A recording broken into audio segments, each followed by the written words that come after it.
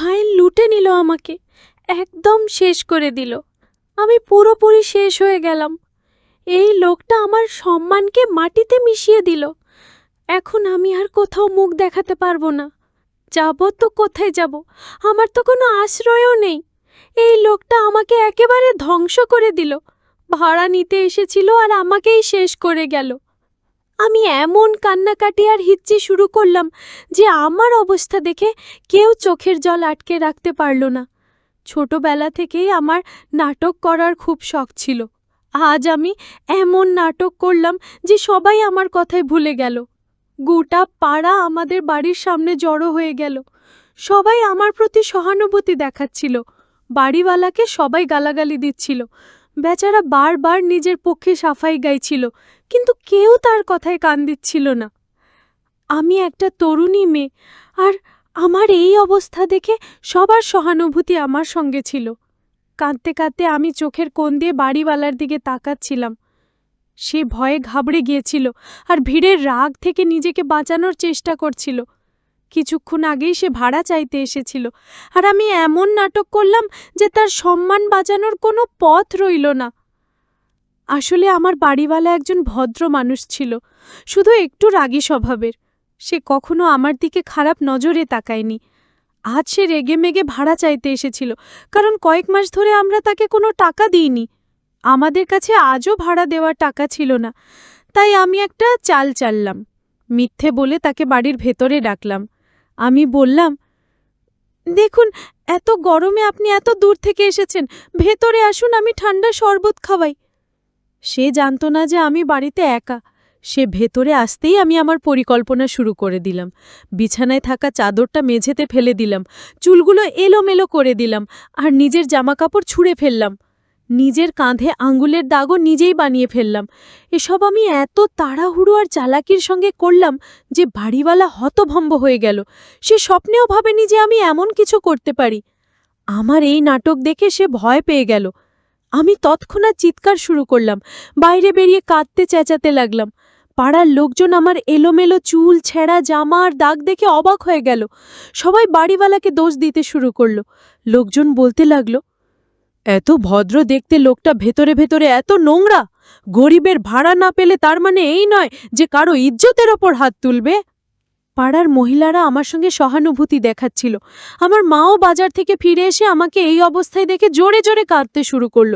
তিনি জানতেন না যে এসব আমার নাটক।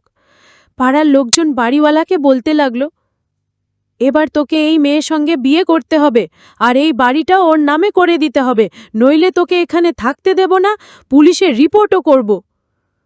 বাড়িওয়ালা বারবার বলছিল কি সে কিছুই করেনি, কিন্তু কেউ তার কথা শুনতে রাজি ছিল না। সে একজন ভদ্র আর বিবাহিত মানুষ ছিল, কিন্তু তার সাফাই কেউ ভরসা করল না। পাড়ার লোকজন এত চাপ সৃষ্টি করল যে তাকে আমার কথা মেনে নিতে হলো। আমি ভেবেছিলাম এই নাটক তাকে বদনাম করবে, আর সে ভয়ে এই পাড়া ছেড়ে চলে যাবে, কিন্তু পরিস্থিতি একেবারে অন্যদিকে মোড় নিল। পাড়ার লোকজন বিয়ের কথা তুলল, আর আমি ভাবতে লাগলাম এসব কিভাবে সামলাবো।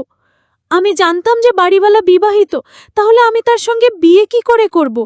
বিয়ের পরে জানি না সে আমার সঙ্গে কেমন ব্যবহার করবে। আমি বারণ করার চেষ্টা করলাম, কিন্তু সেখানে দাঁড়িয়ে থাকা মহিলারা আমাকে বোঝাতে শুরু করল। তারা বলল, এখন তোকে কেউ গ্রহণ করবে না, তোর ভবিষ্যৎ নষ্ট হয়ে যাবে, তোকে এই লোকটার সঙ্গে বিয়ে করতেই হবে। আমার নিজের নাটকই আমার উপর ভারী হয়ে গেল। আমার মাও কাঁদতে কাঁদতে বলল, যা হয়েছে তা ভুলে যা, বাড়িওয়ালা ভালো মানুষ, হয়তো সে শয়তানের প্ররোচনায় পড়ে গিয়েছিল, তার সঙ্গে বিয়ে করে নে, তোর জীবন সামলে যাবে। পাড়ার লোকজনের চাপ আর মায়ের কথার সামনে আমাকে মাথা নোয়াতে হলো। সবার সামনে জোর করে আমার সঙ্গে বাড়িওয়ালার বিয়ে করিয়ে দেওয়া হলো। বিয়ের পরে সেই বাড়িটা আমার নামে করে দিল। যে বাড়ির ভাড়া নিয়ে সে এত হিচি করত, সেটা এখন আমার হয়ে গেল। আমি আমার জয়ে খুশি ছিলাম যে এখন বাড়িটা আমাদের, আর ভাড়াও মাফ। কিন্তু এই বিয়েটা আমাকে ভেতর থেকে নাড়া দিয়েছিল। আমি বুঝতে পারছিলাম না যে এখন বাড়িওয়ালার থেকে কিভাবে পিছু ছাড়াব। বিয়ের পরে লোকজন ধীরে ধীরে সেখান থেকে চলে গেল। বাড়িতে শুধু আমি, আমার মা আর বাড়িওয়ালা রইলাম। আমি ভেবেছিলাম সে আমাকে বকবে বা কটু কথা বলবে, কিন্তু যা হলো তা আমার কল্পনার বাইরে ছিল। সে আমার মাকে বলল, এখনও আমার বউ, তাই আমি ওকে আমার বাড়িতে নিয়ে যাচ্ছি। এই বাড়িটা এখন আপনার, আপনি এখানে আরামে থাকুন, আমি আর ভাড়া চাইতে আসব না। তার এই কথা শুনে আমার মাথা ঘুরে গেল। আমি ভাবিনি যে সে আমাকে তার সঙ্গে নিয়ে যাবার কথা বলবে। আমি অনেক বারণ করলাম, কিন্তু সে আমার হাত ধরে বলল, আজ থেকে তুমি আমার দায়িত্ব। সে আমাকে গাড়িতে বসিয়ে তার বাড়িতে নিয়ে গেল। গাড়িতে বসতেই আমার ভয় আরও বেড়ে গেল। আমার মা আর সঙ্গে ছিল না, পাড়ার লোকজনও নেই। তার রাগী আর ঘৃণাভরা চোখ দেখে আমি কাঁপছিলাম। প্রায় 1 ঘণ্টা পরে গাড়িটা একটা ছোট্ট বাড়ির সামনে থামল। বাড়িওয়ালা আমাকে জোর করে গাড়ি থেকে নামালো আর বাড়ির ভেতরে নিয়ে গেল। সেখানে সে আমাকে একটা ঘরে আটকে দিল।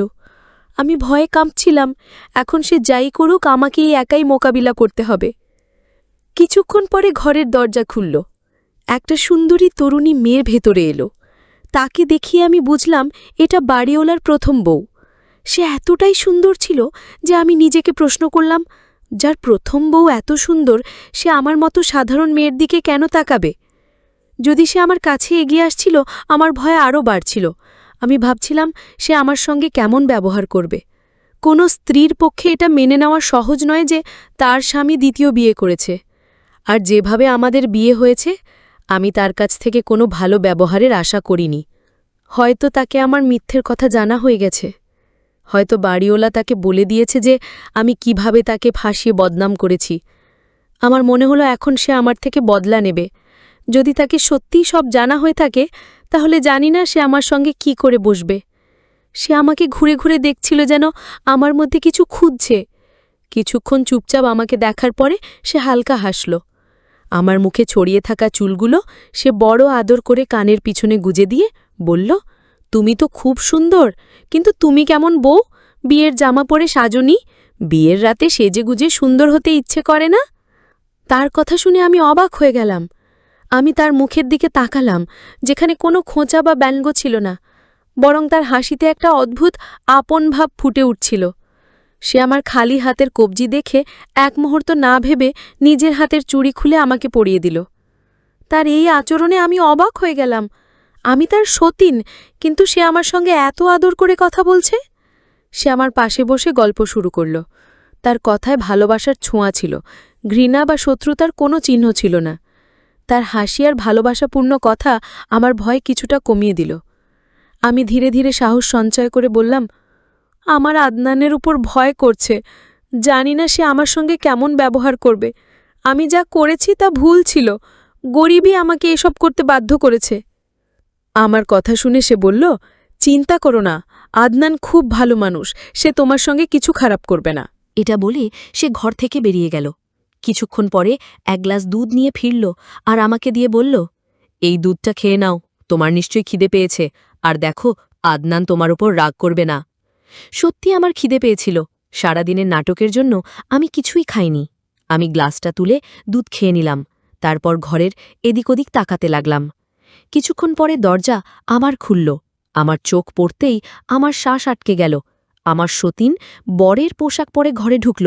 সে বরের শেরবানি পরেছিল, যেটা তার গায়ে বেশ মানাচ্ছিল। মাথায় বিয়ের গয়নাও সাজিয়েছিল। ঘরে ঢুকে সে দরজায় খিল দিল। আমি ভয়ে উঠে দাঁড়ালাম। তাকে বললাম, তোমার মাথা খারাপ হয়ে গেছে, এসব কি করছো? কিন্তু সে আমার কথা কানে নিল না। ধীরে ধীরে আমার কাছে এসে একটা ছোট্ট মুখমলের বাক্স খুলে আমার সামনে ধরল। তাতে একটা ঝকঝকে সোনার চেন ছিল। সে হেসে বলল, এটা তোমার মুখ দেখানোর উপহার। তুমি আমার বউ, আমি তোমাকে খুব ভালোবাসব, কিন্তু তুমি আমাকে ছেড়ে কোথাও যেও না। আমি ভয়ে বিছানা থেকে উঠে চিৎকার করতে করতে দরজার দিকে দৌড়ালাম। কোনোমতে দরজা খুলতেই দেখলাম বাড়িওয়ালা আদনান বাইরে দাঁড়িয়ে। তাকে দেখেই আমি তার গলা জড়িয়ে জোরে জোরে কাঁদতে লাগলাম। আদনান ঘরের ভেতরে উকি দিল। তার বউ তখনও বরের পোশাক পরে বিছানায় বসেছিল। সে ঘরে ঢুকে রেগে তার বউকে জিজ্ঞেস করল, যারা, এসব কি? যারা হেসে বলল, আমি বর হয়েছিলাম, এই পুতুলটা আমার বউ, আমি ওকে মুখ দেখানোর উপহারও দিয়েছি, কিন্তু এটা ভালো বউ নয়, এত চিৎকার করল। কিছুক্ষণ আমার দিকে তাকালো, তারপর বলল, চলো নিজের ঘরে যাই। আমি হতবাক হয়ে গেলাম। আদনান যারার সঙ্গে বেশি প্রশ্ন করল না, বরং তাকে আদর করে নিয়ে গেল। আমি একাই ঘরে বসে রইলাম। কিছুক্ষণ পরে আদনান ফিরে এলো আর আমার পাশে বসল। সে আমাকে এমন একটা সত্যি কথা বলল যা শুনে আমার আত্মা কেঁপে উঠল। আদনান বলল, আমার আর জারার বিয়ে হয়েছিল আজ থেকে 5 বছর আগে। সে আমার খালার মেয়ে। আমরা পছন্দ করে বিয়ে করেছিলাম আর খুব সুখে ছিলাম। বিয়ের 4 মাস পরে যারা গর্ভবতী হল। আমাদের খুশির সীমা ছিল না, কিন্তু ভাগ্যের পরিহাস কয়েক মাস পরে আমাদের সন্তান হারিয়ে গেল। যারা এই ধাক্কা সামলাতে পারল না। আমি তাকে অনেক সান্ত্বনা দেওয়ার চেষ্টা করলাম, বোঝালাম যে সন্তান আল্লাহর দান, তিনি নিয়েছেন, আবার দেবেন। ধীরে ধীরে সে স্বাভাবিক হল। কয়েক মাস পরে সে আবার গর্ভবতী হল। এবার আমরা খুব সাবধান ছিলাম, কিন্তু আবার সেই একই ঘটনা ঘটল। আমাদের দ্বিতীয় সন্তানও হারিয়ে গেল। এই ঘটনার পরে যারা পুরোপুরি ভেঙে পড়ল।